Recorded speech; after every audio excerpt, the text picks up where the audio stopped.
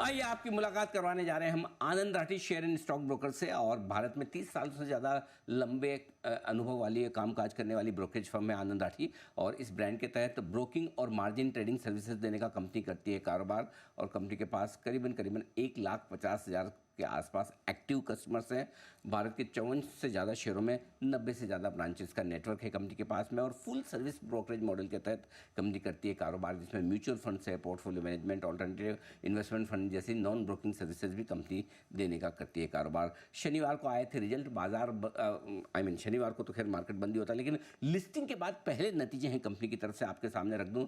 आय 13% बढ़कर आती हुई दिखी है। कामकाजी मुनाफा यहाँ पर 24% बढ़कर 93 करोड़ के आसपास पहुंचा है।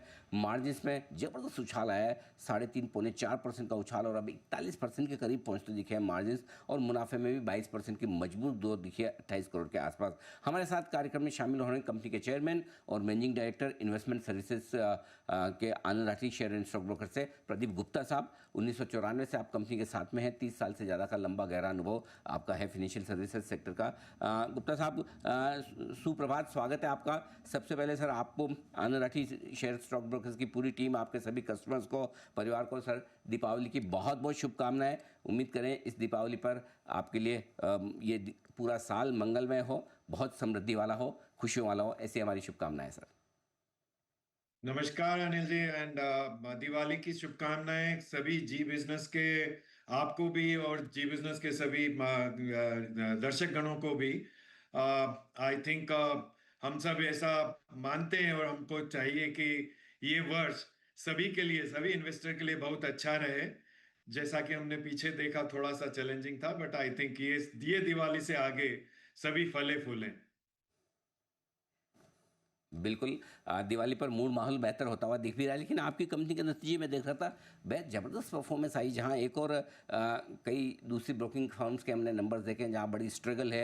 आय कम हुई है, मुनाफे में काफ़ी कमी आती दिखी, 30-30, 50-50% घट कर आए। लेकिन इसके विपरीत आपकी कंपनी की ग्रोथ तिमाही दर तिमाही बहुत ही मजबूत नजर आई है। सर, क्या कुछ खास कारण रहे इस दमदार परफॉर्मेंस के पीछे, समझाएं।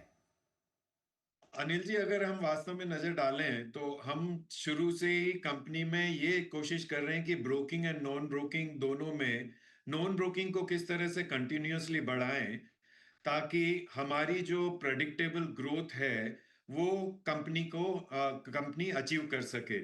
तो जो रेवेन्यू मिक्स है उसको, हमारा ध्येय यही है कि 2027 तक 50-50% तक लेके चले जाएं ब्रोकिंग एंड नॉन ब्रोकिंग के बीच में। और इसीलिए हम देख रहे हैं कि नॉन ब्रोकिंग में, जिसमें कि एन्युटी से रिलेटेड इनकम है, उसको किस तरह से और तवज्जो दें।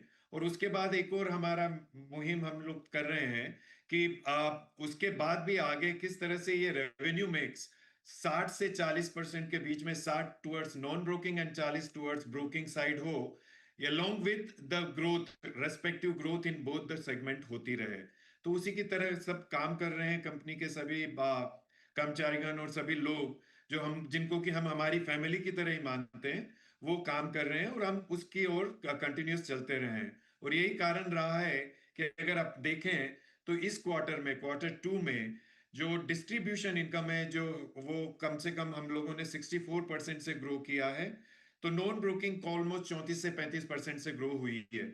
तो उसके कारण जो है, हम लोग अभी भी कॉन्स्टेंटली ये ग्रोथ दिखा पाए हैं क्वार्टर ऑन क्वार्टर बेसिस पे।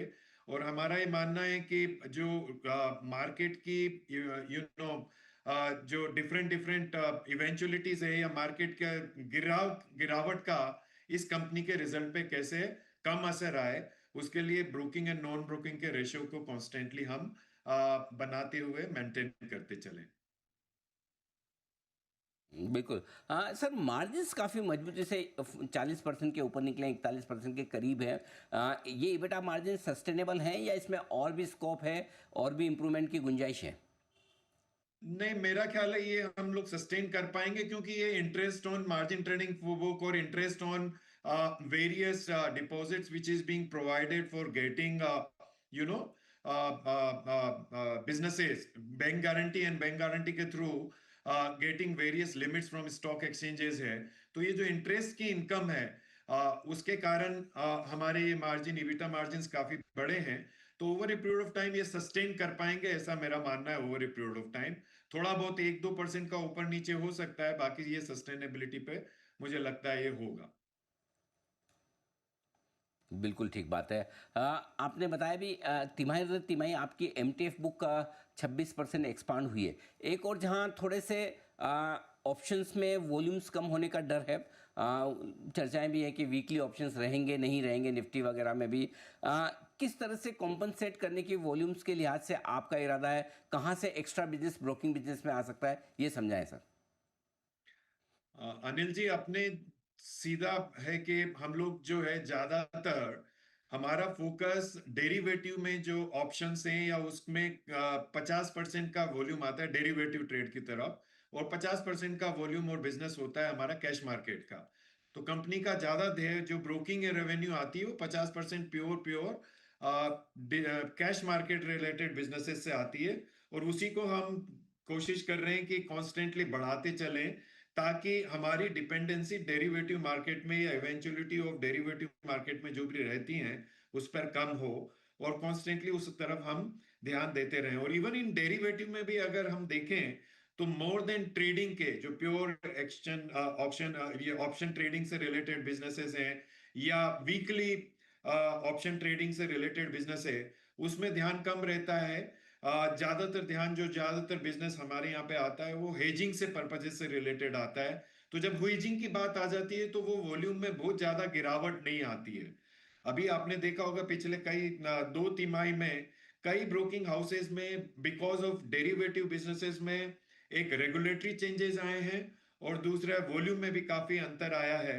उसकी वजह से काफी गिरावट देखने को मिली है कंपटीशन में और मार्केट प्लेस में भी। और दूसरा एक सबसे बड़ा रीजन है, अगर आप large by and large broking houses में या दूसरे कंपटीशन में देखना चाहें या मार्केट में देखना चाहें, तो वहां पे जो ये रेशो है डेरिवेटिव की तरफ ज्यादा टिल्ट होता हुआ रहता है। Minimum 60-40 towards derivative to cash market, to extend of almost 80-20, 80% derivative और 20% कैश मार्केट।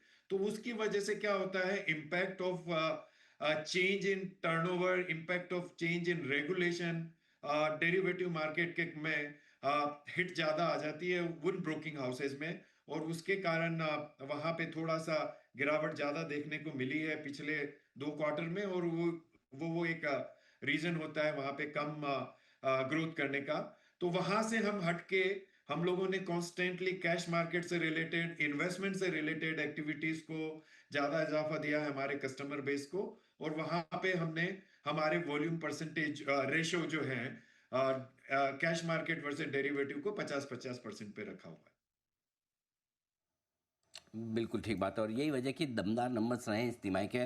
प्रदीप गुप्ता साहब, बहुत बहुत धन्यवाद आपका, आपने समय दिया, विस्तार से नतीजों पर और धन्यवाद। आगे के गाइडेंस पर आपने हमारे दर्शकों से बातचीत की। एक बार फिर से आपको बेहतरीन नंबर्स पर बहुत बहुत बधाई और धन्यवाद धन्यवाद जी, इसी बिजनेस दर्शकों के का साथ सभी जुड़ने का। के लिए।